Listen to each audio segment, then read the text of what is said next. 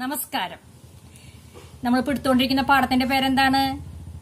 ആരാണ് അയൽക്കാരൻ? പാഠഭാഗം എല്ലാവരും വായിച്ചാ? കഥ എല്ലാവർക്കും മനസ്സിലായ? യേശു തന്റെ ശിഷ്യന്മാരും കൂടിയിട്ട് സംസാരിച്ചിരിക്കുന്നതായിരുന്നു പാഠഭാഗം.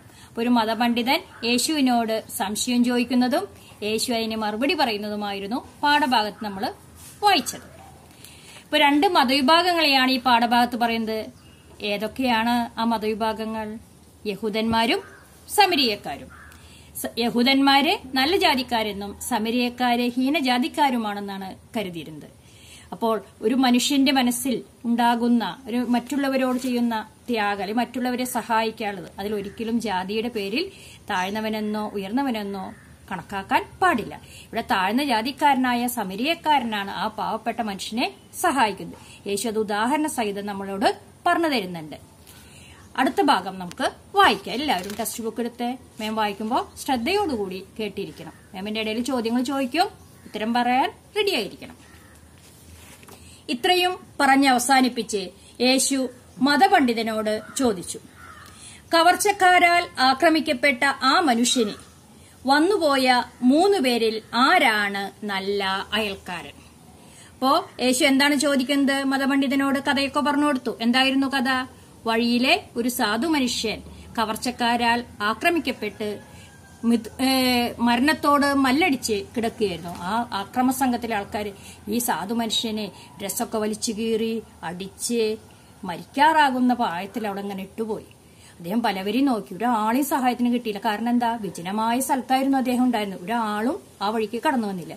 പക്ഷെ ആ വഴിക്ക് ഒരു പുരോഹിതൻ വന്നിരുന്നു, പിന്നെ പുരോഹിതന്റെ സഹായി വന്നിരുന്നു. രണ്ടുപേരും നമ്മുടെ ഈ സാധു മനുഷ്യനെ ശ്രദ്ധിക്കുക പോലും ചെയ്തില്ല.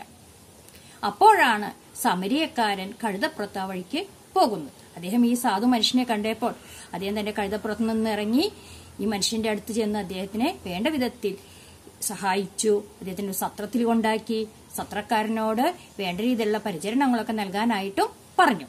അപ്പോ ആ സമരിയക്കാരൻ സാധു മനുഷ്യനോട് കാണിച്ച ആ സഹായം ഒരിക്കലും മറക്കാൻ കഴിയാത്തതാണ്. അപ്പൊ ഇവിടെ ചോദിക്കുകയാണ്, മതപണ്ഡിതനോട് ചോദിക്കുകയാണ്, ആരാണ് നല്ല അയൽക്കാരൻ? ആരാണ് നല്ല അയൽക്കാരൻ? സമരിയക്കാരൻ. അയാളോട് സഹതാപം കാണിച്ചാൽ തന്നെ, ഇപ്പൊ നമ്മുടെ മതപണ്ഡിതൻ എന്താ പറഞ്ഞത്? അയാളോട് സഹതാപം കാണിച്ച ആൾ തന്നെയാണ് നല്ല അയൽക്കാരൻ. മതപണ്ഡിതൻ ഉത്തരം നൽകി. ഉടൻ യേശു പറഞ്ഞു, നീയും ഇതേ മാതൃക പിന്തുടരുക. പിന്തുടരുക എന്ന് പറഞ്ഞാല് അനുസരിക്കുക. ഇതേ മാതൃക തന്നെയാണ് നീയും ചെയ്യേണ്ടത്. അയാൾ നിശബ്ദനായി. അപ്പൊ യേശുവിന്റെ ഈ ഉത്തരം കേട്ടപ്പോൾ അദ്ദേഹത്തിന് പിന്നെ ഒന്നും പറയാനായിട്ട് ഉണ്ടായിരുന്നില്ല. യേശു തന്റെ ശിഷ്യന്മാരുമായി മറ്റൊരിടത്തേക്ക് യാത്രയായി. അപ്പോൾ യേശു തന്റെ ശിഷ്യന്മാരുമായി അടുത്ത പ്രദേശത്തേക്ക്, വേറെ സ്ഥലത്തേക്ക് യാത്രയായി. ഇവിടെ വെച്ചാണ് നമ്മൾ പാഠഭാഗം അവസാനിക്കുന്നത്. അപ്പോൾ കഥ എല്ലാവർക്കും മനസ്സിലായി. രണ്ട് മതവിഭാഗങ്ങൾ, അതായത് യഹൂദന്മാരും സമരിയക്കാരുമായിരുന്നു ഈ പാഠഭാഗത്ത് പറയുന്നത്. ഇതിൽ നല്ല അയൽക്കാരൻ എന്നുകൊണ്ട് ഉദ്ദേശിക്കുന്ന ആരെയായിരുന്നു? സമരിയക്കാരനെയായിരുന്നു. അപ്പൊ പാഠഭാഗം എല്ലാവരും നല്ലപോലെ വായിക്കണം. ഇനി മാം ഈ പാഠഭാഗത്തുള്ള ചോദ്യങ്ങൾ നിങ്ങളോട് ചോദിക്കുകയാണ്. ഉത്തരം പറയാൻ നിങ്ങൾ റെഡി ആയിട്ടിരിക്കണം കേട്ടോ. ഇതിൽ ഒന്നാമത്തെ ചോദ്യം, സമരിയക്കാർ എവിടെയാണ് ജീവിച്ചിരുന്നത്? ചോദ്യം മനസ്സിലായല്ലോ. സമരിയക്കാർ എവിടെയാണ് ജീവിച്ചിരുന്നത്? എവിടെയാണ് അവർ ജീവിച്ചിരുന്നത്? യഹൂദിയാക്കും പലസ്തീനിലെ ഗലീലയിലേക്കും ഇടയിലാണ് സമരിയക്കാർ ജീവിച്ചിരുന്നത്. എവിടെയാണ്?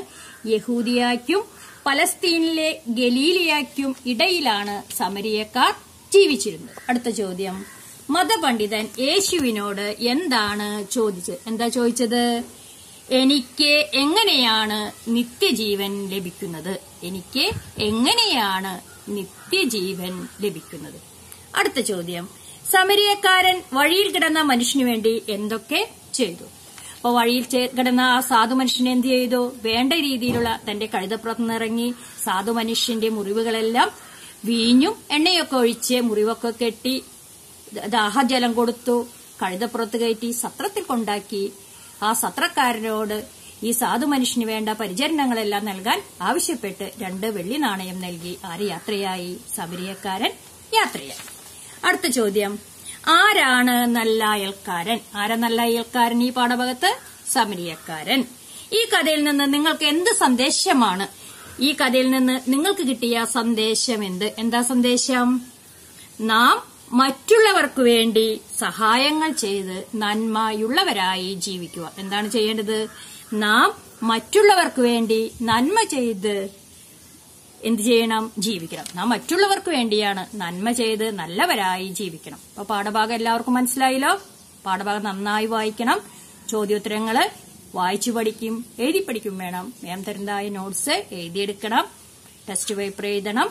ഇനി അടുത്ത ഒരു പാഠവുമായി അടുത്ത ക്ലാസ്സിൽ കാണാം. നന്ദി.